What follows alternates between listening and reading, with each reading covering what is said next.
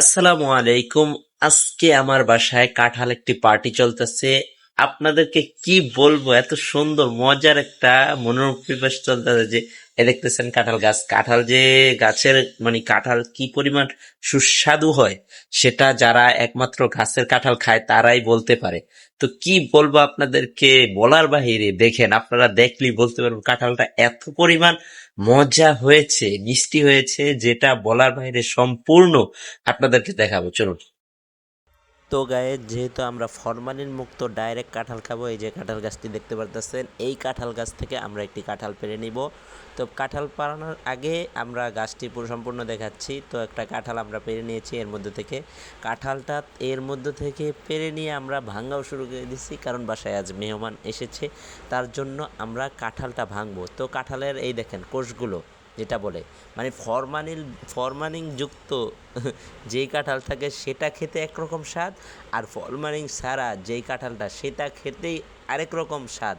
তো এই কাঁঠালটা আপনারা দেখতেছেন ফরমালিন ছাড়া, সম্পূর্ণ ফরমালিন ছাড়া গাছ থেকে পাড়া হয়েছে, একদম পাকা কাঁঠাল একটা।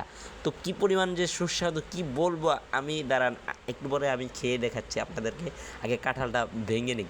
দেখেন, ভাঙার জন্য আমার ভাগ্নি এবং গিয়ে যে আমার সম্বন্ধী তেনারা ভাঙতেছে, তো ভাঙতে আসছে, সমস্যা নেই, আমি তার মধ্যে থেকে দাঁড়িয়ে থেকে দেখতেছি। অবশেষে ভাঙ্গা হয়েছে, ভাঙ্গার পর এই যে এখন আমি খাবো। দেখেন আপনারা যে কী পরিমাণ সুস্বাদু, কী বলবো। যদি আপনারা কাছে থাকতেন, অথবা যারা এরকম আর কি ফরমালিন মুক্ত যেই কাঁঠালগুলো যারা খান, যে কোনো ফলই ফরমালিন মুক্ত খেলে, তখন আপনারা সেই অবস্থায় আপনাদের অনুভবটি করতে পারেন। কারণ গাছের থেকে পেড়ে খাওয়া সেটার একটা মজাই থাকে আলাদা। সেই মজাটা অবশ্যই আপনারা উপভোগ করবেন, কারণ যারা গ্রামের বাড়িতে গিয়েছেন অথবা এলাকায় যারা আছেন, যাদের নিজস্ব গাছ আছে, যারা এরকম খেতে পারে, তাদের জন্য অনেক একটা আনন্দময় কথা।